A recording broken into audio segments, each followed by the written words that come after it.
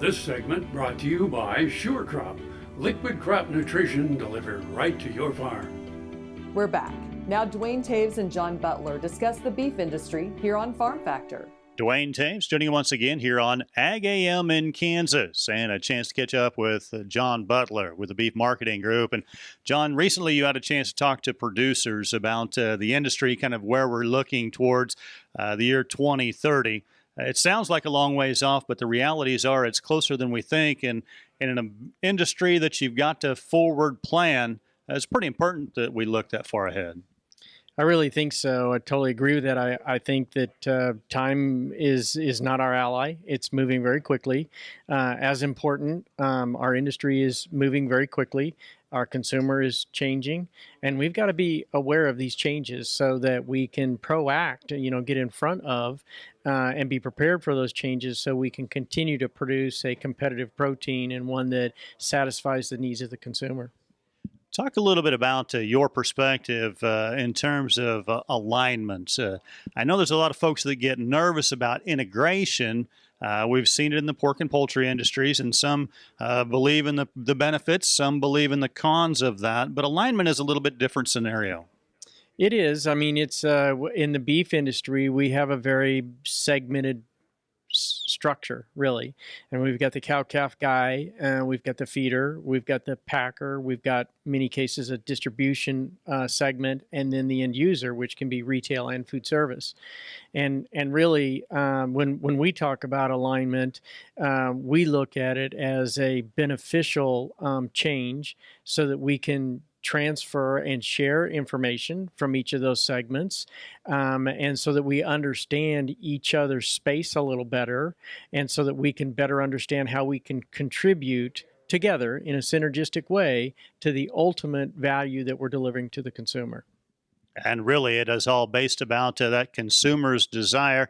There's folks within the industry that often question whether that consumer is right, but ultimately it's their dollars that they're spending. It is. I mean, we talk about who's your customer, and traditionally in the beef industry, if you go through the segments, we have sort of looked at the cow-calf guy, maybe the feeder's his customer, and the feeder maybe the packer's his or her customer, and the packer the end user. But really, the customer is the consumer at the end. So if we sort of take a look at starting at the end and working back, then this alignment kind of a concept and change begins to make a lot of sense. We think about the opportunities, not only domestically, but internationally. There's changes ahead in that regard as well. Absolutely. I mean, in the United States, we produce the highest quality, most desirable product in the world. In the beef sector.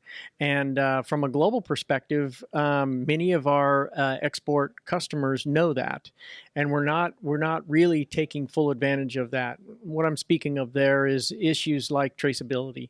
We don't have access to certain markets because we don't have a traceability system in this country. And that's another change that we probably as an industry need to take a very serious look at so that we can have more access to these markets. We can be more competitive, we can share information, and we can actually learn from having that traceability and that information traced back and forth, how we could produce a more efficient product. It seems like the change is inevitable. I know there's a number of producers out there that say the target's always moving. How do we get away from the situation where they just throw their hands in the air and don't become a part of a new frontier, really? That it is a frustrating part of our business is that if you look at the markets, they do change, they do move, and it takes a very special discipline to be able to look at the end zone, focus on the end zone, and stay committed to it. And in not every case and every day, it looks like it may not be the right decision, but over the long haul, it absolutely is the right decision. And the other proteins we're competing with are in many cases already there, and we're losing ground from a market share standpoint, and we just can't afford to do that any longer. All right, thanks to John Butler, Beef Marketing Group, joining us on Ag AM in Kansas. Jamie, we'll send it back to you. Thanks, Duane. Come back after the break for this week's Kansas Farm Bureau update. KFRM is one of the largest farm radio stations in the nation, dedicated to informing and entertaining rural listeners from northern Oklahoma to southwestern Nebraska.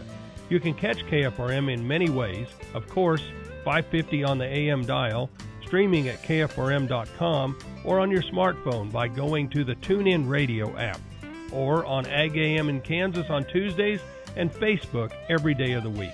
KFRM, tune us in. You'll be glad you did.